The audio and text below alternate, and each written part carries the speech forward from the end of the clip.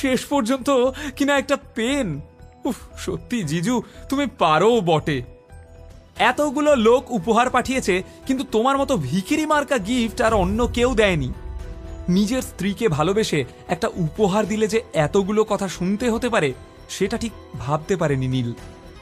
আদ্রিতা সেন সম্প্রতি একটি বিদেশি কোম্পানির সাথে ডিল ক্র্যাক করেছে। সেই সূত্রেই বাড়িতে আজ উপহারের বন্যা বইছে। এমন সময় একটা বড় বাক্স হাতে এগিয়ে এলো বাড়ির একজন কাজের লোক। দিদিমণি, এই উপহারটা বিজন দাদাবাবু পাঠিয়েছেন।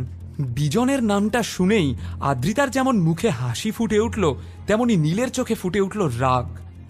আদ্রিতার ইনভেস্টর কাম ফ্রেন্ড বিজনকে দু চোখে দেখতে পারে না নীল। আদ্রিতা খুশি মনে বাক্সটা খুলতেই দেখতে পেল একটা লাল পার্টি গাউন, সঙ্গে একটা ছোট্ট চিরকুট। কনগ্রাচুলেশনস আদ্রিতা, আজ সন্ধ্যায় এটা পরেই তুমি ডিল সাইন করবে, তারপর আমার সাথে ডিনারে যাবে। এই সব কিছুই বিজন করছে শুধুমাত্র তোমার সুযোগ নেওয়ার জন্য। ও ভালো লোক নয়। নিজের পকেট গড়ের মাঠ, এদিকে অন্যের গিফট দেখে হিংসেতে জ্বলে যাচ্ছে। ঠিক আছে, আমি তোমাকে একটা সুযোগ দিচ্ছি। এই ড্রেসটার দাম 50,000 টাকা। আজ সন্ধ্যে 7টার আগে এমন একটা ড্রেস কিনে দাও, আমি তোমার ড্রেস পরে ডিল সাইন করব। বিজনের সঙ্গে ডিনারেও যাব না। পারবে? পারবো। শুধু দোহাই তোমাকে, ওই বিজনের সঙ্গে ডিনারে যেও না। কথাটা যেন মনে থাকে। এটি সেন পরিবার, শহরের অন্যতম ধনী একান্নবর্তী পরিবার। তবে এই পরিবারকে সুখী পরিবারের অপবাদ পরম নিন্দুকেও দেবে না। পাহাড় প্রমাণ চিন্তা নিয়ে না খেয়েই নিজের ভাঙা স্কুটারে চড়ে রাস্তায় বেরিয়ে পড়ল নীল। এখন 12টা বাজে, হাতে বেশি সময় নেই। খুঁজতে খুঁজতে হঠাৎ একটা সাইনবোর্ডের দিকে চোখ যায় নীলের। সেখানে লেখা আছে, রক্তদান জীবনদান। এখানে উপযুক্ত মূল্যে রক্ত ক্রয় করা হয়। নীল জানত পয়সার একটা জোগাড় হয়ে গেছে। নীলের ব্লাড গ্রুপ বেশ বিরল, ও নেগেটিভ। বাজারে এর চাহিদা প্রবল। নিজের রক্ত বিক্রি করে ওর ভালোবাসার জন্য উপহার কিনবে নীল। নিজের প্রেমকে প্রমাণ করতে চায় সে। এদিকে সাইনবোর্ডের ঠিকানায় পৌঁছতেই ডাক্তাররা লুফে নিল তাকে। ডাক্তারদের জোর জবরদস্তি করে পুরো 2 বোতল রক্ত দেওয়ার পর নীল পেয়ে গেল 30,000 টাকা। নীল ভেবেছিল 3 বোতল রক্ত দিয়ে পুরো টাকাটাই জোগাড় করে ফেলবে সে, কিন্তু ডাক্তারবাবু রাজি হলেন না। 30,000 টাকা নিয়েই নীল বেরিয়ে এলো হসপিটাল থেকে। মাথাটা খুব ঘুরছিল, পায়েও বিশেষ জোর পাচ্ছিল না সে।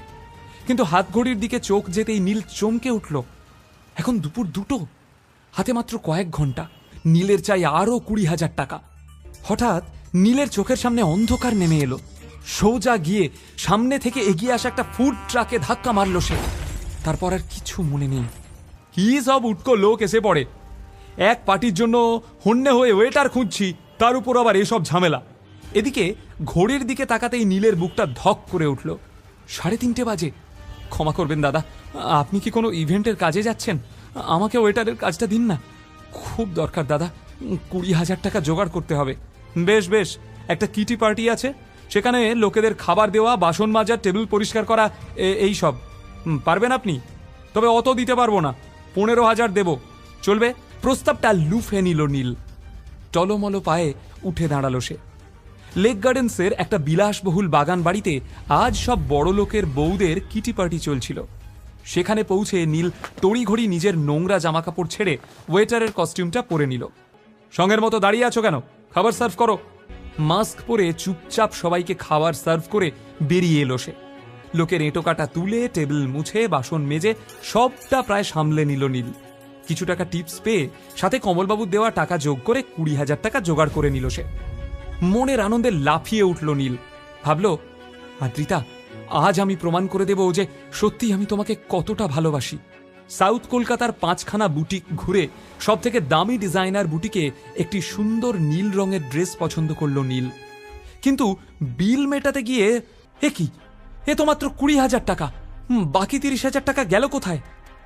বিদ্যুৎ চমকের মতো নীলের মনে পড়ল সে নিজের জামাকাপড় ছেড়ে ওয়েটারের পোশাক পরেছিল। সারা পার্টিতে ওই 30,000 টাকাটা ওভাবেই রাখা ছিল ওর ছেড়ে রাখা প্যান্টের পকেটে। কেউ হয়তো সুযোগ বুঝে চুরি করে নিয়েছে। মাথায় বাজ পড়ল নীলের। প্রায় 6টা বাজে। 7টায় বেরোবে আদ্রিতা। কি হলো? পেমেন্টটা তো করুন, ড্রেস নিয়ে দাঁড়িয়ে আছেন। দাদা, আমি পুরো টাকাটাই নিয়ে এসেছিলাম, কোনোভাবে 30,000 টাকা চুরি হয়ে গেছে, আমায় ড্রেসটা দিন, আমি বাকি 30,000 টাকা দিয়ে দেব, কথা দিচ্ছি। যে অবস্থায় দোকানে এসেছিলে দেখেই বুঝেছিলাম কেনার ক্ষমতা নেই। এই কে আছিস, ঘাড় ধাক্কা দিয়ে বের করে দে এটাকে। সারাদিন অক্লান্ত পরিশ্রম করেও ভাগ্যের কাছে হেরে সেন বাড়িতে ফিরল নীল। বাড়িতে পা রাখতেই চিত্রা ঘুঁটের মালাটা পরিয়ে দিল নীলকে। জানতাম হারবে, তাই প্রথমেই ঘুঁটের মালাটা পরিয়ে দিলাম। অকর্মা কোথাকার। সিঁড়ির দিকে তাকিয়ে ও পাথরের মতো দাঁড়িয়েছিল, কেননা বিজনের দেওয়া ড্রেসটা পরে নেমে আসছিল আদ্রিতা। অর্পিতা এবং চিত্রাকে বাই বলে বেরিয়ে গেল আদ্রিতা।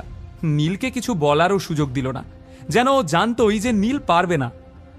মনের দুঃখ মনেই চেপে রেখে নিজের ঘরে ফিরে এলো সে। হঠাৎ পাশের ঘর থেকে আসা টিভির নিউজ শুনে স্থির হয়ে গেল নীল। দেশের অন্যতম এবং পূর্ব ভারতের বৃহত্তম নির্মাণ সংস্থা রয় চৌধুরী কনস্ট্রাকশন লিমিটেডের ভবিষ্যৎ এবার বড়সড় প্রশ্নচিহ্নের মুখে। বিপুল লোকসানে চলা সংস্থাটি যে কোনো দিন দেউলিয়া হয়ে যেতে পারে। হঠাৎ খুব ব্যস্তভাবে নিজের সস্তার ফোনটা উঠিয়ে নিল নীল, আর দেখল 40টা মিস কল আর 10টা টেক্সট মেসেজ। এমন সময় ফোন আবার বেজে উঠল। নীল ফোনটা রিসিভ করতেই ওপার থেকে এক বৃদ্ধের কণ্ঠস্বর ভেসে এলো। হ্যালো নীল। বলুন মিস্টার শশাঙ্ক রায় চৌধুরী। কেমন আছিস দাদু ভাই? তোকে বড় মিস করি। এতগুলো বছর লেগে গেল আমায় মিস করতে? জানি বাবা, তুই রেগে আছিস। যে অন্যায় আমরা তোর সাথে করেছি তাতে তোর রাগ হওয়াটাই স্বাভাবিক, কিন্তু বিশ্বাস কর, এতগুলো বছরে একটা দিনও তোর কথা না ভেবে আমি কাটাতে পারিনি। খবরে শুনলাম রয় চৌধুরী গ্রুপ অফ ইন্ডাস্ট্রিজ ডুবতে চলেছে, তাই আমায় মনে পড়ল। তো তোর কি ধারণা আমি এতদিন পরে বিজনেস ম্যাটার ডিসকাস করতে তোকে ফোন করেছি? না রে পাগল, আমি তো শুধু তোর গলাটা একবার শুনবো বলে। গলা শুনে নিয়েছেন? বাই। না না, ফোন রাখিস না দাদু ভাই। আমি জানি আমাদের পাপের ক্ষমা নেই, কিন্তু আমার দাদু ভাই তো অনেক বড় মনের মানুষ। আমি জানি আমি আপনাদের মতো ছোট মনের মানুষ নই। আমি আপনাদের ক্ষমা করে দিয়েছি। আপনারাও ভালো থাকুন আর আমাকেও শান্তিতে থাকতে দিন। কিন্তু দাদু ভাই, আমি যে একেবারে ভালো নেই। কেন, কি হয়েছে? পোড় খাওয়া শশাঙ্ক হাড়ে হাড়ে জানেন যে গরু দুধ দেয় তার লাথিটাও হাসি মুখে হজম করে নিতে হয়। এতক্ষণ ধরে সেটাই করছিলেন তিনি, কারণ নীলের কাছেই আছে রয় চৌধুরী গ্রুপ অফ ইন্ডাস্ট্রিজকে বাঁচানোর জীবন কাঠি। তাই কথায় যথাসম্ভব যন্ত্রণা এনে বললেন শশাঙ্কবাবু, বয়স হয়েছে আমার, শরীরের কলকবজাগুলো এবার আস্তে আস্তে জবাব দিচ্ছে। কখন আছি কখন নেই ভীষণ দেখতে ইচ্ছা করে তোকে। আয় না একবার চোখের দেখাটুকু দেখে নিতে দে। নীল জানে এই হঠাৎ উপচে পড়া স্নেহের কারণ শুধুই ভালোবাসা নয়, কিন্তু উদ্দেশ্যটা কি সামনাসামনি না বসে সেটা বোঝা সম্ভব না। তাই না চাইতেও শশাঙ্কবাবুর সাথে দেখা করতে রাজি হয়ে গেল নীল। ঠিক আছে, কিন্তু এটাই শেষবার। তবে আমি বাড়িতে আসছি না, অফিসেই আপনার সঙ্গে দেখা করে নেব। বাই। আর কোনো কথা না বলেই ফোন কেটে দিল সে। নীল বোকা নয়, ও জানে রয় চৌধুরী গ্রুপ অফ ইন্ডাস্ট্রিজ ডুবতে বসার খবর মার্কেটে রটে যাওয়ার পরেই হঠাৎ শশাঙ্ক রায়চৌধুরী ওকে মিস করা শুরু করেছেন। এর মানে আর যাই হোক, স্নেহ ভালোবাসা হতে পারে না, কিন্তু স্বার্থটা কি? তখনই নিজের ল্যাপটপ বের করে ইন্টারনেটে রয় চৌধুরী গ্রুপ অফ ইন্ডাস্ট্রিজ সম্পর্কে যাবতীয় তথ্য সার্চ করে নিল নীল। কোম্পানির একটা গোপন তথ্য হাতে পেয়ে আনন্দে লাফিয়ে উঠল সে। এতদিনে তোদের বাগে পেয়েছি, দেখ কি করি এবার। কিন্তু প্রশ্ন হলো, সত্যি কি রয় চৌধুরী গ্রুপ অফ ইন্ডাস্ট্রিজ ডুবতে চলেছে? এতগুলো বছর পরে হঠাৎ শশাঙ্ক রায় চৌধুরী এত মরিয়া হয়ে নীলের খোঁজ শুরু করলো কেন? নীলকে তার এত কিসের প্রয়োজন? কি এমন আছে নীলের কাছে যা দিয়ে রায়চৌধুরীর কপাল আবার খুলে যেতে পারে? আদ্রিতার ভালোবাসা কবে পাবে নীল? কবেই বা ও হয়ে উঠবে এই দুনিয়ার বস? নিচের ইনস্টল বাটনে ক্লিক করুন এবং পকেট এফএম ডাউনলোড করুন।